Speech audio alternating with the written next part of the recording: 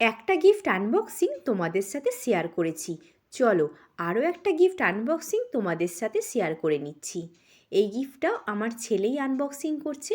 র্যাপারটা খোলার পরে দেখাই যাচ্ছে এটা একটা সুন্দর পেন্সিল বক্স, আর পেন্সিল বক্সটা একদম বাইকের শেপে। এই জন্য এই পেন্সিল বক্সের মধ্যে 4টে হুইলও দেওয়া আছে। গিফটটা আনবক্সিং করার পরেই প্যাকেটটা খোলার আগেই আমার ছেলে এই পেন্সিল বক্সটাকে নিয়ে বেশ অনেকবার গাড়ির মতো ব্রুম ব্রুম করে চালিয়ে নিল। এরপরে গিফটের প্যাকেটটা খুলে দেখানোর পালা। দেখো কি সুন্দর পেন্সিল বক্সটা।